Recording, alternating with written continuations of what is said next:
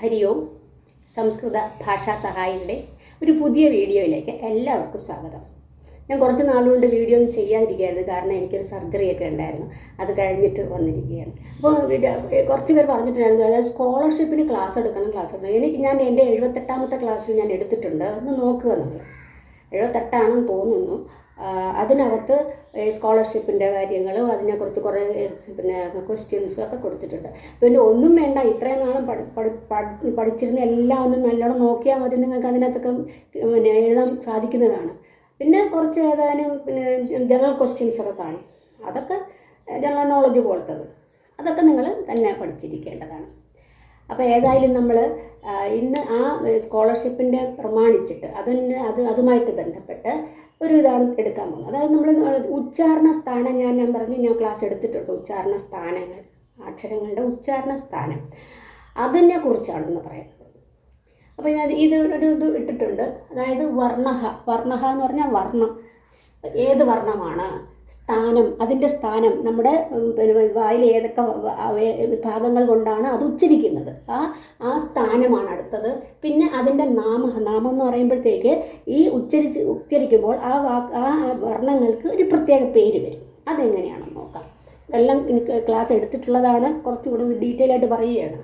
ഒന്നാമത്തെ ആ കുഹ വിസർഗ. ഇത് ഞാൻ അന്ന് പറഞ്ഞതൊരു പോയം വേണം. ആ കുഹ വിസർജനീയാം കണ്ഠഹ എന്നാണ്.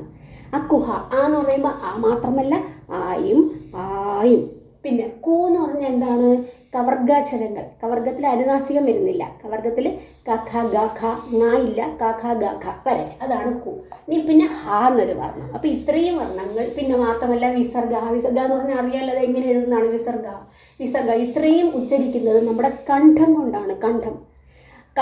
അതുകൊണ്ടാണ് കണ്ഠഹ, സ്ഥാനം കണ്ഠഹയാണ്. അപ്പോൾ അതിന് എന്ത് പേര് പറയും? കണ്ഠ്യഹ. മലയാളത്തിൽ പറയും കണ്ഠ്യാക്ഷരങ്ങൾ, കണ്ഠ്യഹ. അതിത്രയാണ് കണ്ഠ്യഹ. അടുത്ത് നോക്കൂ, ഇച്ചു യ ഇഷ. ഇച്ചു യശാനാം താലു.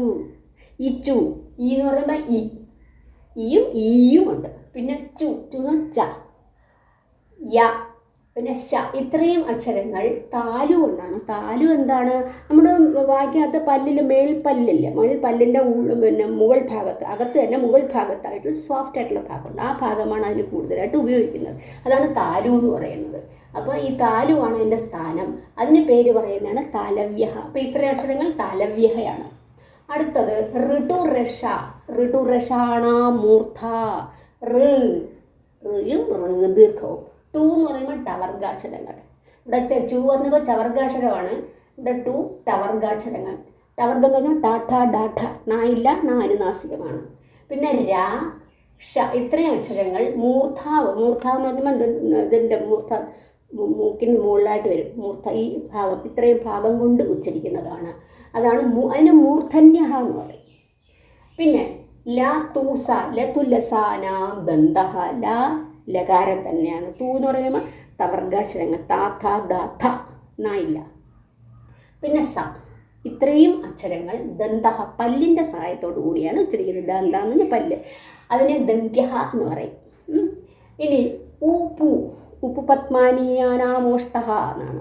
എന്ന് പറഞ്ഞാൽ ഊയും ഊവും. പിന്നെ പൂ, പവർഗ, പ ഫ ബ ഫ, മായില്ല. ഇത്രയും പറയുന്നത് ഓഷ്ടഹ. നമ്മൾ ഓഷ്ടഹ എന്ന് പറഞ്ഞാൽ ചുണ്ട്. ഓഷ്ടഹ എന്ന് പറഞ്ഞാൽ ചുണ്ട് കൊണ്ടാണ് പറയുന്നത്. അപ്പോൾ അതിനെന്ത് പറയും? ഓഷ്ട്യഹ എന്ന് പറയും. ഇനി അതുപോലെ എ ഐ എന്നൊരു വന്നു. എയും ഐയും എന്താണ്? ഒരു ഭാഗം മാത്രമല്ല, കണ്ഠഹ, അതുപോലെ തന്നെ താലുവും ഉണ്ട്. കണ്ഠഹയുണ്ട്. പിന്നെ താലു ഇവിടെ നേരത്തെ വന്നില്ലേ, അതുപോലെ താലുവുണ്ട്. മനസ്സിലായ? പല്ലിന് അകത്ത് മുകളിലോട്ടുള്ള സ്ഥലം. അപ്പോൾ കണ്ഠഹ, തല, ഈ രണ്ടും കൂടെ ചേർന്നാണ് ഈ രണ്ടക്ഷരം ഉച്ചരിക്കുന്നത്. അതുകൊണ്ട് അതിന് പേര് കണ്ഠതാലവ്യ. ഇനി ഓ ഔ. ഓയും ഔവും അതെന്താണ് ഉച്ചരിക്കുന്നത്? കണ്ഠഹ ഓഷ്ടഹ. കണ്ഠവും ഓഷ്ടവും. ഓഷ്ടം എന്ന് പറഞ്ഞാൽ ചുണ്ട്. ഓ എന്ന് പറയുമ്പോൾ നമ്മൾ ഓന്ന് ചുണ്ടല്ലേ കൂടുതൽ ഉപയോഗിക്കുന്നത്. അതുപോലെ തന്നെ കണ്ഠത്തിൽ നിന്നും വരുന്നു. രണ്ടും കൂടെ ചേർന്ന് കണ്ഠോഷ്ട്യഹ എന്ന് പറയും. ഇനി വ എന്നുള്ളൊരു അക്ഷരം, അത് ദന്തഹ ഓഷ്ടഹ. ദന്തഹ എന്ന പല്ലിൻ്റെയും ഓഷ്ടഹ ചുണ്ടിൻ്റെയും സഹായത്തോടുകൂടി ഉച്ചരിക്കുന്നതിന് ദന്തോഷ്ട്യഹ എന്ന് പേര് പറയും. വ എന്ന് പറയുമ്പോൾ വാ വരുന്നില്ലേ. അടുത്ത ഞാൻ നാമ. ഇതെന്താ? കവർഗത്തിലെ അവസാനം, ചവർഗത്തിലെ അവസാനം, അങ്ങനെ അങ്ങനെ വരുന്നില്ലേ അതിനാണ് നമ്മ. അതെന്താ, നമ്മുടെ മൂക്കിൻ്റെ സഹായത്തോടു കൂടിയാണ് അത് ഉച്ചരിക്കുന്നത്. അതായത് നാസിക എന്ന് പറഞ്ഞാൽ മൂക്കിൻ്റെ സഹായത്തോട് ഉച്ചരിക്കുന്നത് കൊണ്ട് അതിനെ അനുനാസിക എന്ന് പറയും. അനുനാസിക. ഇനി അനുസ്വാരങ്ങളിലെ ഇവിടെ ഇങ്ങനെ ഇങ്ങനെ വരയിട്ടിട്ട് മുകളിലിടുന്നത് അത് അനുസ്വാരം, അല്ലെങ്കിൽ മൂന്നിടുന്നത്. അനുസ്വാരം എന്താണ്, അതും നാസികയുടെ സഹായത്തോടു കൂടിയാണ്. അതിനെ എന്ത് പറയും, നാസിക്ക എന്ന് പറയും. അപ്പോൾ ഇത്രയാണ് ഇതിൻ്റെ സ്ഥാനങ്ങളും അതിൻ്റെ ആ സ്ഥാനങ്ങൾ വരുമ്പോഴുള്ള പേരുകളും. ഇങ്ങനത്തെ ചോദ്യം ചോദിക്കാം. വർണ്ണാനാം ഉച്ചാരണ സ്ഥാനാനി ലിഖത. വർണ്ണങ്ങളുടെ അക്ഷരങ്ങളുടെ ഉച്ചാരണ സ്ഥാനങ്ങൾ, സ്ഥാനാനി എന്നുള്ളത് ബഹുവചനമാണ്, ലിഖത എഴുതുന്നതാണ്. അതായത് ഇംഗ്ലീഷിൽ write the places of articulation. അപ്പോൾ നമ്മൾ ഈ ഹ എന്ന് പറയുമ്പോൾ അതിൻ്റെ ഉച്ചാരണ സ്ഥാനം എഴുതും. ഞാൻ പിന്നെ അതിൻ്റെ വിളിക്കുന്ന പേരും കൂടി ഇവിടെ ബ്രാക്കറ്റിൽ എഴുതിയിട്ടുണ്ട്. ഇപ്പോൾ ഹ എന്നുള്ളത് നിങ്ങൾ പഠിച്ച ഏതാണ്, ആ കുഹ. ഇതാണ്ട് ഇവിടെ കണ്ടില്ലേ, ആ കുഹ. ഇതെന്താണെന്നാണ് വരുന്നത്, കണ്ഠം കൊണ്ടാണ് അല്ലേ. അപ്പോൾ അതിൻ്റെ സ്ഥാനം എന്താ, കണ്ഠഹയാണ്. ഇനി അതിനെ പറയുന്നത് എന്താണ്, കണ്ഠ്യഹ. ചോദിച്ചിട്ടുള്ളത് സ്ഥാനം മാത്രമേ ഉള്ളൂ. സ്ഥാനം മാത്രമേ കണ്ഠഹ എന്ന് മാത്രം എഴുതിയാൽ മതി. കുറച്ചുകൂടെ മനസ്സിലാക്കാൻ വേണ്ടിയിട്ടാണ് ഞാനിത് കണ്ഠ്യഹ എന്നൂടെ എഴുതിയത്. അത് കഴിഞ്ഞിട്ട് അടുത്ത ഖായും എന്താണ്, കൂ എന്ന് പറയുമ്പോൾ കവർഗ അക്ഷരമല്ലേ, ക ഖ ഗ ഖ. അപ്പോൾ ക ഖ അല്ലേ ഇത്. അപ്പോൾ ഇത് എന്താണ്, കണ്ഠം കൊണ്ടാണ് ഉച്ചരിക്കുന്നത്. അതിനെ കണ്ഠ്യഹ എന്ന് പറയുന്നു. ഇനി പാ എന്ന് പറയുമ്പം ചുണ്ടിൻ്റെ സഹായത്തോടുകൂടി ഉച്ചരിക്കുകയാണ് അല്ലേ. ഏതൊക്കെയാണ് ചുണ്ടിൻ്റെ സഹായത്തോടെ ഉച്ചരിക്കുന്നത്? പാ എന്ന് പറയുമ്പോഴത്തേക്ക് ഈ ഊപ്പു പത്മാനിയാനാമോഷ്ടഹയാണ്. ഊപ്പ ഊ എന്ന് പറയുമ്പോൾ ഊയും പൂ എന്ന് പറയുമ്പോൾ പർഗാക്ഷരങ്ങൾ. അപ്പോൾ അത് ഓഷ്ടഹയാണ്.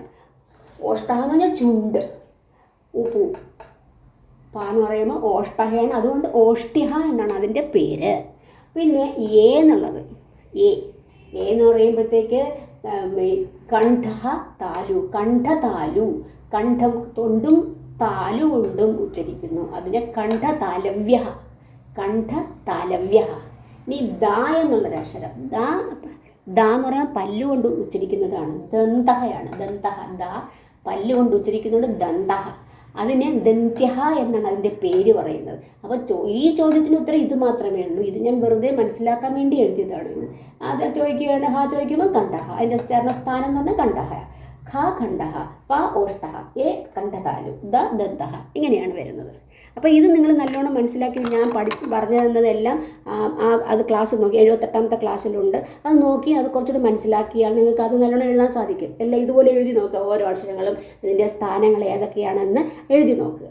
അങ്ങനെ മനസ്സിലാവും. അപ്പോൾ ഇത് സ്കോളർഷിപ്പിൻ്റെ അടുത്ത ക്ലാസ്സിൽ ഞാൻ സ്കോളർഷിപ്പിൻ്റെ മറ്റൊരു ഭാഗവുമായിട്ട് ഞാൻ വരും. അതുവരെ എല്ലാവർക്കും നന്ദി, നമസ്കാരം.